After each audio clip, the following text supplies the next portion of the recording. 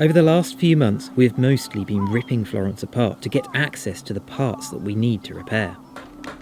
That has been stressful and getting us down as we have turned our beautiful blue water cruiser into a wreck. There is one major component that has been stopping us putting anything back together on Florence, as we have struggled to source a replacement for our corroded and leaking tow rail.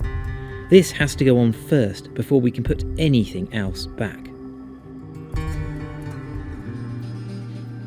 Thankfully, we now have some positive news in the boat shed. After months of angst, the tow rail has finally arrived.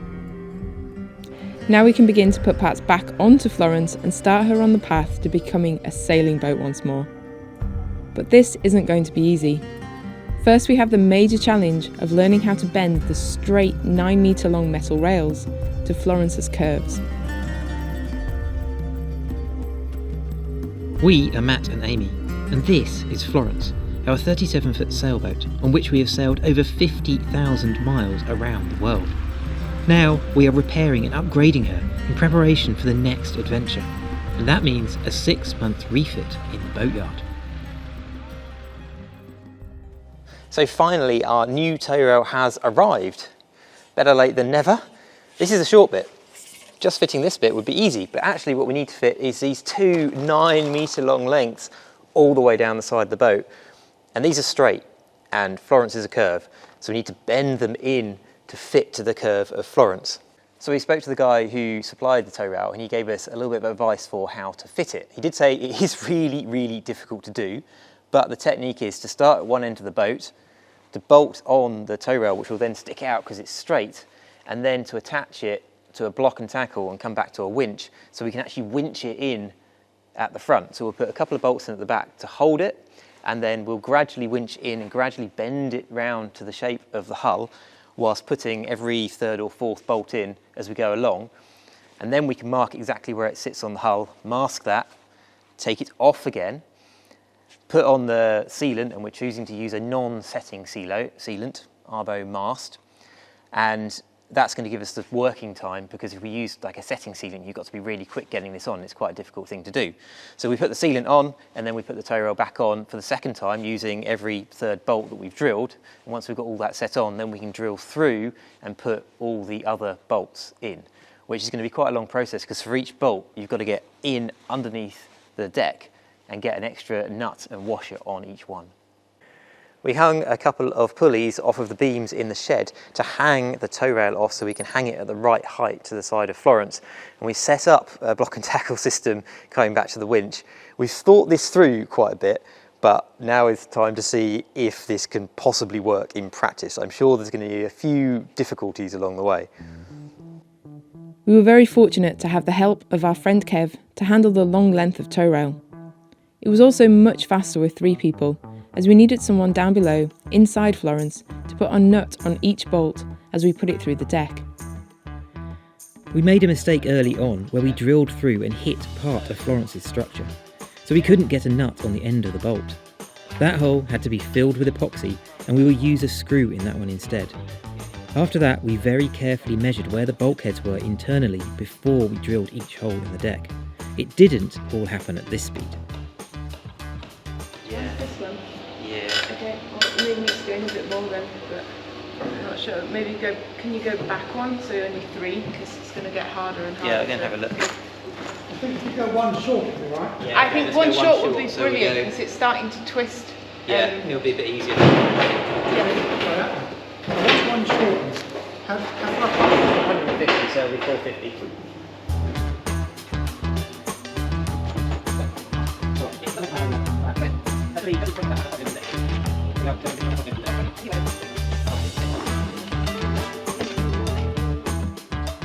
As we couldn't get a lead for a straight pull on the tow rail with the winch, towards the end it started to twist. So we resorted to hanging Florence's anchors off it to counteract the twist. Probably going to stretch the rope too much, so it's going to hit the floor. 2. That helped. How about if you hang off it? First time we've used 2 anchors. How if you hang on it? If I hang on it, Yeah. that's probably going to snap the rope. With the tow rail held in place with every third bolt, We drilled all of the other holes that would not hit bulkheads. So it's close but okay. Okay. Hang on. And masked along the edge to make it easier to clean off the excess sealant from the next stage. It was then time to reverse the process, gradually easing off the pressure on the winch as we removed the bolts. Then on with the non-setting sealant and the tow rail could go back on, hopefully to never come off again. Ever.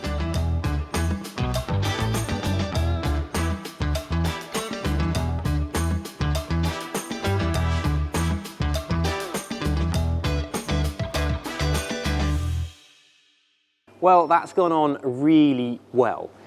The plan we had of hanging it outside and then winching in worked really, really well, but it did take a lot longer than planned. We were still cleaning up all the gunk, the sealant at 8 o'clock last night before we finished, and that probably took longer than actually fitting the tow rail itself.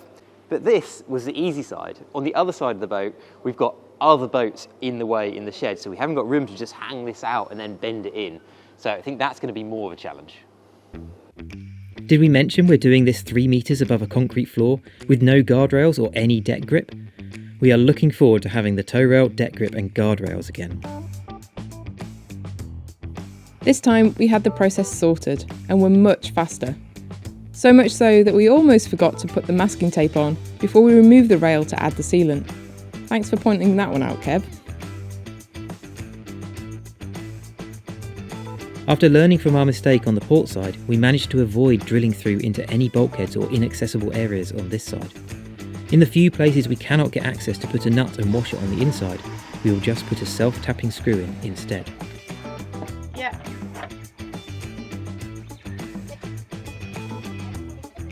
One thing we would recommend for any future boatyard projects is a pair of knee pads.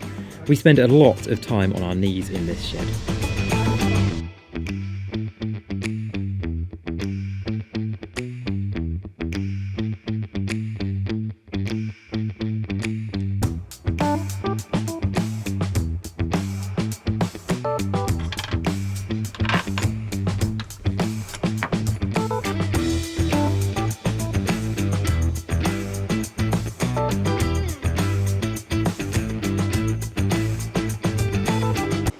There we go, we've now got the 2 longest 9-metre sections of tow rail onto the boat. Feels amazing to have got it on, and that's a major step forward in the refit. It wasn't actually as difficult as we feared to get this side on. We thought these boats were going to get more in the way than they did. We actually had 3 of us, so we had one person sat on the end of this boat just to guide the end in, and that almost made it easier than the other side. But we're not yet done with tow rail. We've still got these 2 short sections to go on the bow, because it only comes in 9-metre length, so we couldn't get one long length, the whole length of the boat. So today we're going to fit these 2 on, and then we can tick tow rail off the list, which will be, will feel amazing. After we fitted the tow rail, we could move straight on to fitting our pulpit, and now we're moving on to fitting all of the stanchions, so we can hopefully get our guard lines back in place, and that will make working on deck much safer whilst we're in the yard. But one of the issues that you might remember from having our stanchions fitted so closely to the tow rail is that we had stainless steel in contact with the aluminium tow rail, and that caused huge problems with corrosion all the way along the tow rail, every single place that these were fitted. And so in order to keep the stanchions level on the deck, they previously had a stainless steel backing piece which was in contact with the tow rail. So hopefully we're solving that problem by making up some PVC backing plates that will keep the stanchions level on the deck and also stop them being in contact with the tow rail. So today we're going to have to drill all of the new holes through the deck and through the tow rail. We're going to drill a slightly bigger hole into the tow rail itself, so that allows some clearance between the stainless steel bolts and the aluminium tow rail, and then we're going to seal that, which will also hopefully create a bit of a barrier there too. So fingers crossed we won't have any problems with corrosion on our beautiful new shiny tow rail.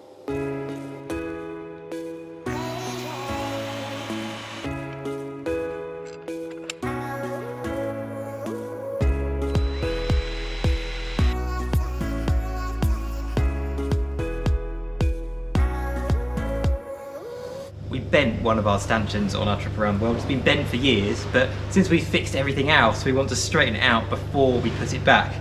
But it's a bit DIY stanchion unbending here. The easiest way to do this would be to take these fittings off and slot some big long lever on, but we can't get them off, so we've got to do a DIY way, and we want to do it a quick way without getting anything else other than what we've got here in the yard, so we can get these back on.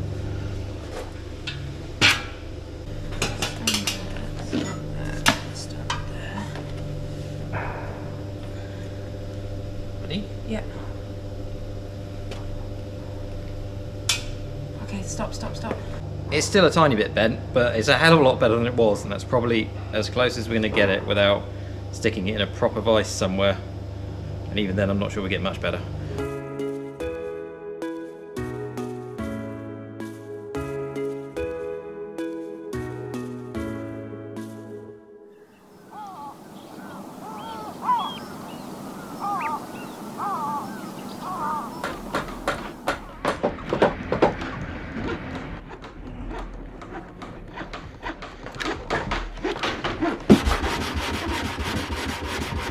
Straight on to the next job, just in a little bit more safety.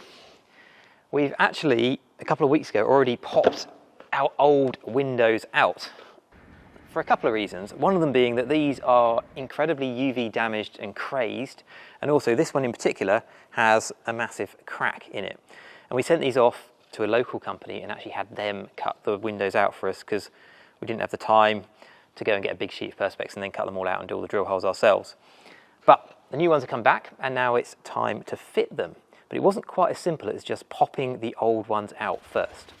The second reason we took the windows out and why it hasn't been quite as simple as just popping the new ones back in is because we actually had a lot of damage in this area when we were sailing around the world.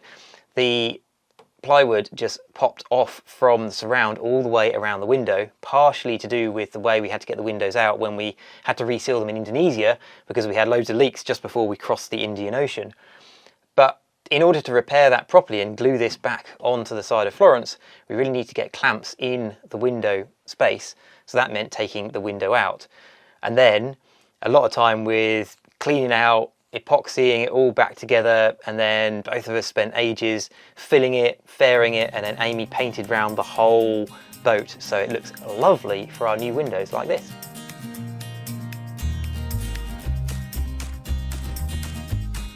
You might also notice that we've removed our curtain rails, and those curtains were fantastic. All of the time in the tropics we needed those closed to give us some shade from the sun, but they were actually very difficult to clean behind, and we're expecting a lot more condensation as we move north. And so I'm going to try and make some thermal insulated blinds to cover this area, which will be removable and make this area a lot easier to clean up and remove the condensation. I also think it looks really smart and swish. So on with the job. And like most jobs, it's all about the preparation and the clean up afterwards with these things, especially with sealing jobs. You've actually spent a bit of time clearing out all these holes. Some of them had to be filled and re-drilled so that the screws will bite, and then cleaned all around, taped up, and now we've got ready to seal. Now we're actually using a silicone sealant, which isn't what's normally advised because it's best not to use silicone on the boat because you can't stick anything else on top of it once you've used it once. But as we did mention earlier, the last time we did these was in Indonesia when we were in the middle of lockdown in COVID times in an isolated part of Indonesia, and we just couldn't get anything other than a silicone sealant, which worked beautifully all the way from Indonesia all the way back to here. So because we've used silicone once again, we can use silicone again. Yeah, hopefully it'll work just as well as it did last time. We are continually learning when it comes to boat maintenance.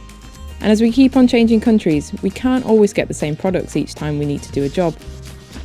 We can't get the same silicone that we used before here in Europe. But one thing that we have found is that most large companies, for things like sealants and paints, have a technical helpline. And we've always found them to be very helpful and knowledgeable in working out what the best product in their range is to use for the job. One technique that seems to work well is to leave the screws slightly loose when screwing the windows in. This ensures that you don't squeeze out all of the sealant, as there is a minimum sealant thickness that you need to have in place to maintain the seal when the boat flexes. Then, once the sealant has set a day or a week later, you can come along and just nip up the screws to complete the job. Cleaning up the excess sealant is always the most messy and time-consuming part of any sealant job. Of course, we don't just have one of these windows on Florence, we have 4. Fitting all of them took us an entire day, mostly spent cleaning up sealant.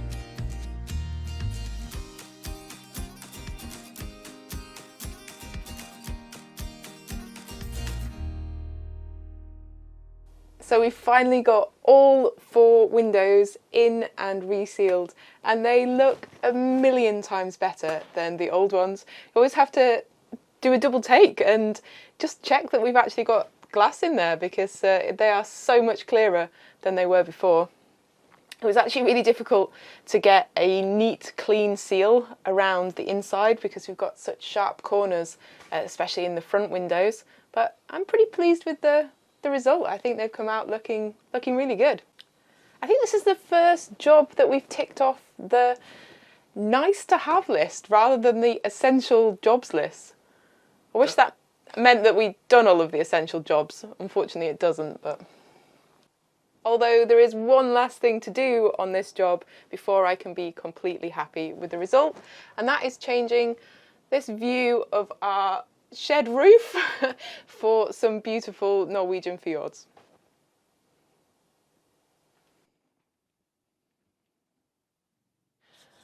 So the next problem, our steering pedestal. There's a lot of wear and tear on this, and all the powder coat paint is flaking off of the aluminium body and housing.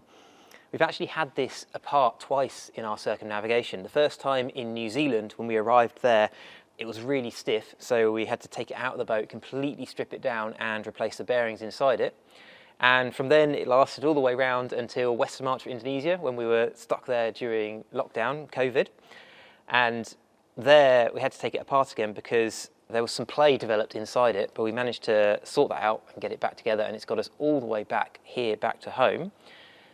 However, now there is a little bit of play inside it, it's a little bit stiff, and to trying to get it apart to service it, can't actually get these bolts out anymore because they're stainless steel into the aluminium, so it's seized.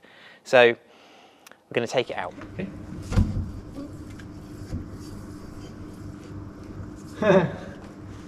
Uh-oh. How far to go? No, it's not. You've got another inch. Okay. Right, that ain't going to work then. We'll just have to take it all out together. We think from when we've had this apart before that taking it apart now, we would have to replace so many parts that actually a new pedestal would be a much better option. And luckily for us, the company who makes these pedestals, Lumar, their UK base is just a couple of miles up the road from here. This is how to speed up a refurb.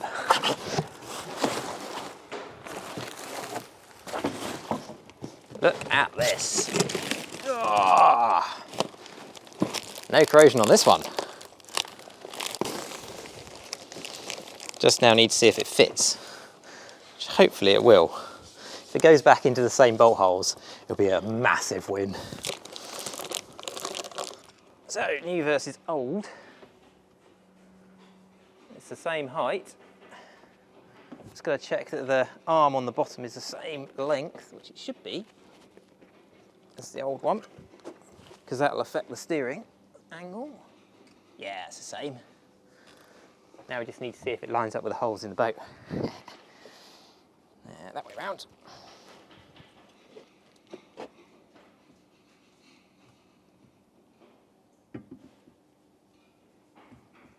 Looks good. Yes. Instant fix. Okay, well, we might even get that bolted in today. That's exciting. And that feels so smooth compared to the old one, which is like, you have to really put some effort into turning that. Even though we've kept it lubricated where we can, just can't get in the top to clean it out and properly lubricate it in there anymore. Not since Indonesia anyway. And this one is a beauty. Looking in the top here, I can see that this is different and looks much stronger than the old one. I can't show you a comparison with the old one because I just can't get the top off the old one anymore, but hopefully this looks a lot stronger with the way the stainless piece around here holds everything down, whereas that was aluminium before and that was getting corroded. So this is an upgraded pedestal from the old one. The old one had the guardrails go down here, the new one the guardrails go into here, which will actually be a better lead for our engine controls, but it does mean that we need to fill that hole and the one on the other side. But once we've done that, this should just all bolt in and be done. Well, almost. We realised that we also needed to cut a notch in the deck for the new control cable routing, making sure that there were no sharp edges for the cables to wear on. That didn't take long. We filled the holes with a marine plywood plug and epoxy, and then gel coated over the top. The challenge with the gel coat is matching the colour, as Florence's existing gel coat doesn't match a standard colour, so it needs to be matched with a pigment every time. Once the gel coat had gone off and been sanded, we could fit the pedestal. We're using the same bedding compound sealant that we used for the tow rail, as we had some left over.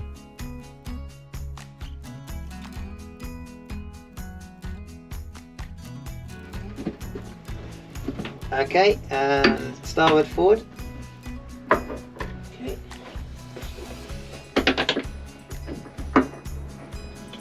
Fitting the screws that hold the parts onto the steering pedestal, and making sure to put Tef gel in all of the holes to stop any corrosion that might occur between the aluminium casting and the stainless screws. That way I should be able to remove the top to keep the moving parts greased and avoid the problem that we had with our old pedestal. Whilst fitting the pedestal itself was straightforward, I'll admit that I found working out how and where to fit the control cables onto the throttle control a little confusing. Hopefully I have it right, because it needs to work first time. When we launch, we'll be on a tight schedule to motor out down the narrow channel into deeper water before the tide drops and leaves us stranded aground.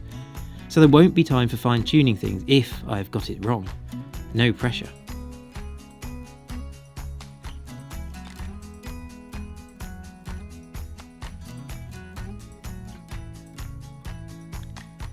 This steering pedestal from Lumar did come with a shiny new cockpit table as well, but we're keeping that one protected in its packaging until we're out of the dirty boatyard.